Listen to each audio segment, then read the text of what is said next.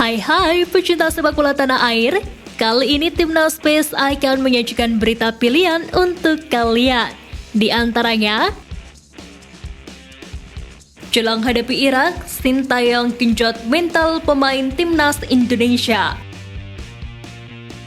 Proses naturalisasi pemain keturunan dikebut PSSI. Semakin matang, skuad Garuda kedatangan amunisi baru. Dan determinasi Timnas Indonesia di ASEAN tak terbantahkan. Jadi simak terus berita Timnas PES selengkapnya.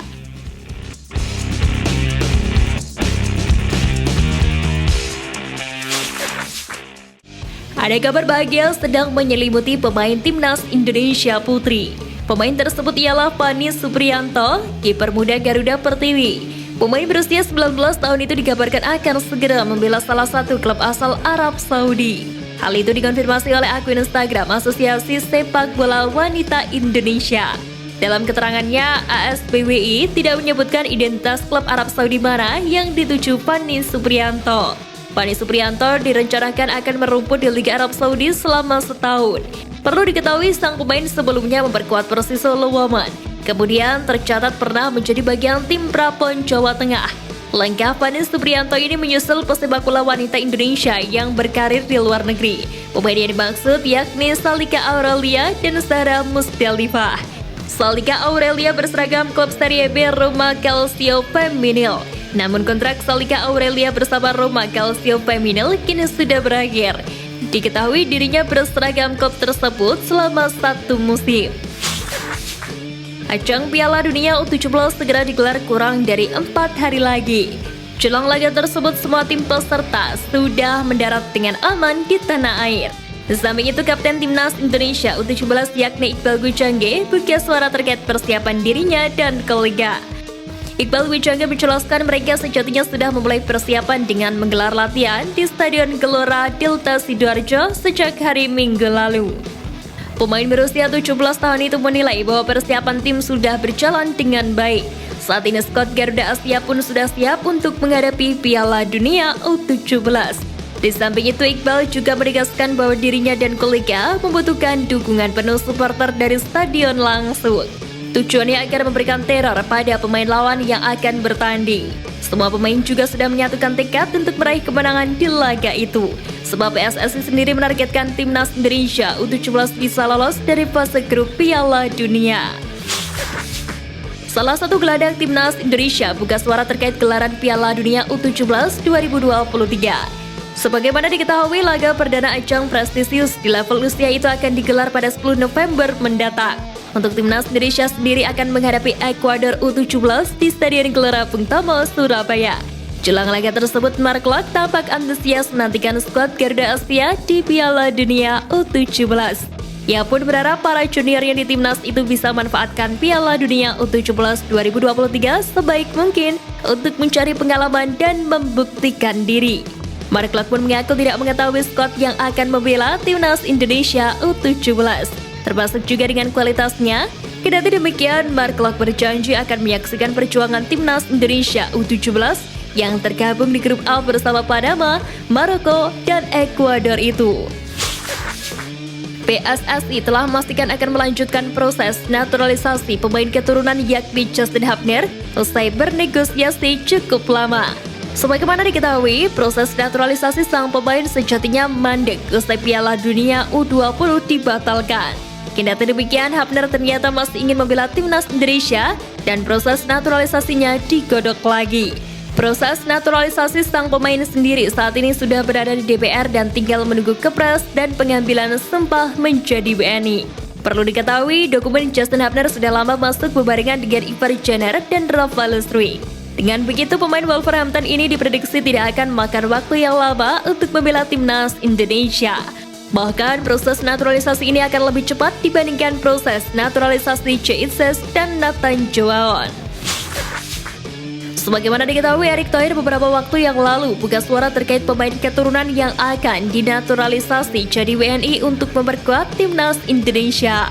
Dalam pernyataan itu, ex-presiden Inter Milan tersebut akan menaturalisasi 2 pemain tambahan yang berposisi sebagai gelandang dan striker. Hal itu membuat supporter timnas Indonesia penasaran siapa yang akan jadi penggawa Garuda selanjutnya. Terkait hal tersebut, ex-PSSI Arya Sinulinga membenarkan pernyataan Erick Thohir. Namun dia belum dapat memberikan detail terkait identitas pemain tersebut karena masih dalam proses administrasi. Dirinya juga memastikan apakah kedua pemain tersebut bisa membela timnas Indonesia di Piala Asia Januari tahun depan karena memiliki proses yang cukup lama. Di samping itu, Arya Sinulinga juga membocorkan ciri-ciri pemain yang akan dinaturalisasi PSSI. Dirinya pun menyebut bahwa kedua pemain itu berusia sekitar 23 hingga 27 tahun dan pemain tersebut juga cukup diandalkan oleh timnya. Selain itu, Arya menegaskan bahwa pemain tersebut adalah pilihan langsung dari Coach Sintayong. Pelatih timnas Indonesia Sintayong baru-baru ini sedang menjadi pusat perhatian publik Korea Selatan. Sebagaimana diketahui, saat ini memang timnas Indonesia tidak memiliki jadwal apapun. Mereka pun baru mempunyai jadwal berlaga pada tanggal 16 November di ajang kualifikasi Piala Dunia 2026. Dengan hal tersebut, Sintayong pun memanfaatkan waktunya untuk bersama keluarganya di Korea Selatan. Tak hanya berkumpul dengan keluarganya, ex-pelatih timnas Korea Selatan itu juga melakukan beberapa interview di negaranya itu. Kepada media Korea Selatan yakni Best 11, Sintayong menceritakan tentang perjuangannya memperbaiki mentalitas para pemain timnas Indonesia. Menurutnya, saat ia menjabat sebagai pelatih timnas Indonesia, Sintayong menyoroti kualitas mental yang buruk mengidap di tubuh timnas Indonesia. Para pemain timnas Indonesia merasa kalah duluan sebelum bertanding. Sintayong merasa skuad timnas Indonesia tak ada masalah terlalu besar dengan skill individu. Dirinya pun mengetahui masalah tersebut, karena itu Sintayong menempuh jalur naturalisasi untuk skuad timnas Indonesia. Kini pun mental para penggawa timnas sudah semakin membaik. Sebagaimana diketahui, Sintayong baru saja mencuri perhatian publik atas keyakinannya bisa membawa timnas Indonesia terbang lebih jauh ke Piala Dunia 2026. Hal itu ia ungkapkan dalam wawancaranya di media ternama Korea Selatan yakni Best 11. Selain itu, Sintayong juga optimistis timnas Indonesia mampu menembus babak 16 besar Piala Asia 2023 di Qatar pada Januari 2024. Tak disangka, ucapan penuh keyakinan Sintayong itu mendapat respon cukup menarik dari salah satu media Vietnam. Melalui media The Tau 24/7, mereka mengakui kualitas Sintayong sebagai pelatih berkelas yang mampu memberikan banyak kejutan. Sintayong menjadi daya tarik tersendiri bagi para pemain naturalisasi yang siap membela timnas Indonesia. Kondisi berbahaya untuk Vietnam. Federasi Sepak Bola Indonesia atau biasa disebut dengan PSSI saat ini memang sedang gentar menambah pemain keturunan untuk dinaturalisasi menjadi WNI dan dilakukan untuk mendongkrak prestasi timnas Indonesia. Hal tersebut sebenarnya sudah dilakukan PSSI sejak beberapa tahun yang lalu. Namun sayangnya, prestasi timnas Indonesia belum kunjung membaik. Tentu hal tersebut mengundang perhatian dari Sintayong selaku pelatih timnas Indonesia. Perlahan dia mengubah kebijakan naturalisasi untuk memperkuat timnas Indonesia. Sintayong pun mengincar nama-nama yang sudah bermain di liga-liga top benua Eropa. Sebut saja nama-nama seperti Sandy Walsh, Jordi Amat, Saint Batinama, Rafael Struijk dan Ivar Jenner berhasil dinaturalisasi semenjak kepelatihan Sintayong. Daftar nama yang akan dinaturalisasi Sintayong bakal makin panjang. Sintayong pun menjelaskan alasannya mengambil para pemain top Eropa. Menurutnya, para pemain timnas Indonesia saat pertama kali ia datang memiliki masalah besar soal mentalitas. Para pemain timnas Indonesia merasa sudah kalah terlebih dahulu sebelum bertanding melawan tim yang lebih kuat. Sebagaimana diketahui, Sintayong telah memanggil 27 pemain untuk menghadapi kualifikasi Piala Dunia putaran kedua zona Asia. Dalam pemanggilan tersebut ada satu nama yang mencuri perhatian yakni Yaakob Sayuri. Pemanggilannya cukup mengundang tanya karena ia dalam kondisi cedera dan tak pernah bermain untuk PSM Makassar sejak 7 pekan lalu. Akan tetapi Yaakob Sayuri dikabarkan telah sembuh dari cedera pada Senin kemarin. Hal itu dapat dilihat dari unggahan sang pemain melalui Instagram pribadinya.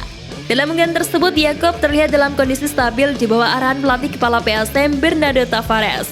Tentu dengan sembuhnya Yaakob Sayuri menjadi keuntungan bagi timnas Indonesia di kualifikasi Piala Dunia dan Piala Asia 2023. Tentunya menarik ditunggu apakah Yaakob Sayuri bakal diandalkan Sintayong di dua partai tandang melawan Irak dan Filipina.